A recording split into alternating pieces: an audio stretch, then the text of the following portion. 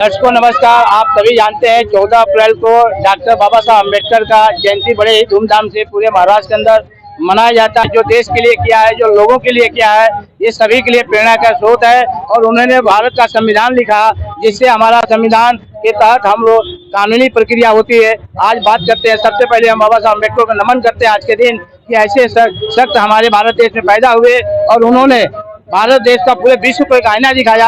आइए बात करते हैं यहाँ पे आयोजक है सचिन जी। पहले आप संस्था का नाम बताइए और आप लोगों ने जो प्रोग्राम रखा है इस किस मकसद से होता है, क्या उद्देश्य है इसका? सबसे पहली बात तो मैं बोलना चाहता हूँ कि ये हमारे हमको जिसने आज ये वैल्यू हमको दिया है, तो हमारे बाबा साहब डॉक्टर बाबा साहब भीमराव अम्बेडकर की आज 135वीं जयंती है। तो उसके दिन पर हम ये धमाल से नहीं मना चाहते, पर हम लोगों को दिखाना चाहते हैं कि आज भी दलित और ऊपर जा सकता है। हमको कम मत समझिएगा, हम कुछ भी कर सकते, बस हम खाली हमारे बाबा साहब के लिए जो करते हैं वो बहुत कम है और इसके आगे भी हम करना चाहते हैं। और मेरा फाउंडेशन है जो आरंभ वेलफेयर एंड एजुकेशन फाउंडेशन, उसमें से मैं खुद अंबुजवाड़ी में आज नहीं आते कई साल में हमारे वजारे साहब है, सुमित वजारे साहब है, जो शिवसेना के झोपड़पट्टी महासंघ के महाराष्ट्र अध्यक्ष है, उन्होंने मुझे वादा किया है कि तुमको अंबुजवाड़ी में एक गवर्नमेंट स्कूल हम दिला के कर दें।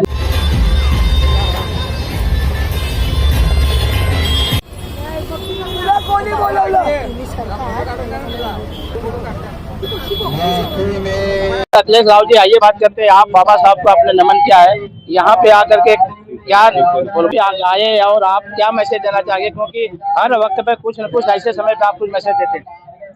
आज बाबा साहब का जयंती है, इसमें मैं सत नमन करता हूँ।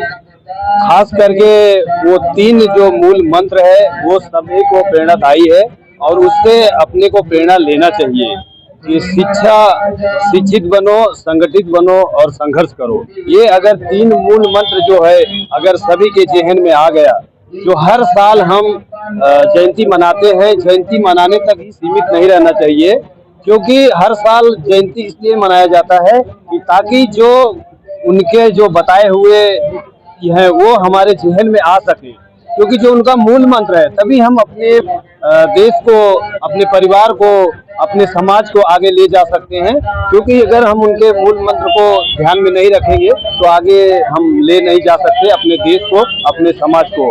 तो मैं हमारे जो आरंभ कल्याण शिक्षण संस्थान है, हमारे सचिन जी और उनकी पूरी टीम को मैं बधाई देता हूं कि हर बार ये लोगों ने ऐसा प्रोग्राम करते हैं। इनका जो आज जो है बाबा साहब का भी सपना था शिक्षित बनो, तो इन्होंने शिक्षा पे जोर दिया है। मैं इनको तहे दिल से बधाई देता हूं।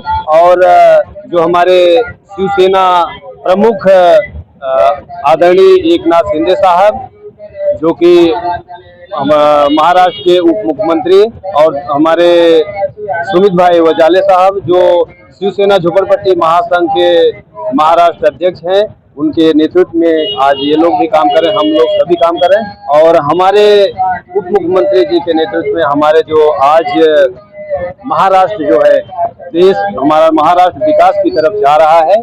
बस इससे ज्यादा न बोलते हैं। जयंती है आज के इस अवसर पे क्या कहना चाहेंगे, क्योंकि बाबा साहब का कौन सा वो चीज आपको भाता है जो कि लोगों की प्रेरणा का स्रोत बना?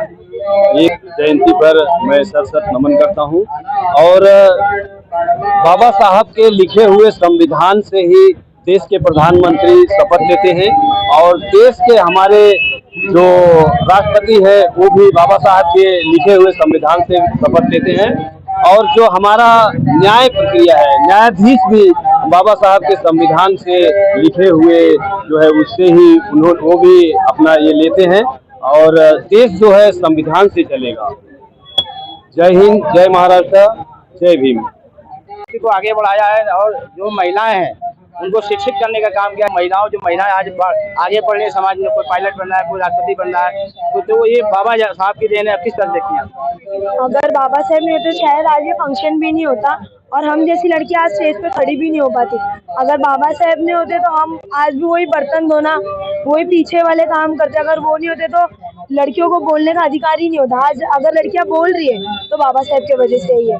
और मैं चाहती हूँ कि लड़कियाँ उनको पढ़े, जितना हो सके। ये वो फिल्म देखने से अच्छा है कॉन्स्टिट्यूशन पढ़े, आगे बढ़े, अपने अधिकार के ऊपर खड़े रहे और ऐसे आगे बढ़े। कहना चाहेंगे क्योंकि भारत देश के लिए एक ऐसे व्यक्ति ने जो आज के दिन जन्म लिए और देश के लिए गौरव प्राप्त हुआ, क्या कहते हैं? सबसे पहले आदर का और शक्ति का जय भीम। सबसे पहली बात, ये व्यक्ति नहीं होता तो हमारे औकात ही नहीं खड़े होकर बात करने के लिए। वो प्रेरणादायक है, लेकिन हमारे समाज को एक अम्बेडकर मिला तो इतनी प्रशंसा हुई। एक ही सूरज सब में भारी है क्योंकि वो बाबा साहब की बारी है। लेकिन मैं बोलता हूँ कि उन्होंने जो सीखा है समाज के लिए, समाज को आगे बढ़ने के लिए, हम कोशिश करेंगे कि उनके मान सम्मान को ठेस न पहुंचे और हमारा समाज आगे बढ़े। किसी जात धर्म प्रांत इनको बांटो मत। बाबा साहब को समाज के लिए क्या, जाति वर्ण के लिए क्या, रोजगार माथाली कामगार जो करते हैं, संडास साफ करने से लेके मंत्रालय काम करने वाले, उनके वजह से जी रहे, खा रहे, थप्पियां कमा रहे, लेकिन आज उनको भूल गए। जय भीम, जय हिंद, जय महाराष्ट्र।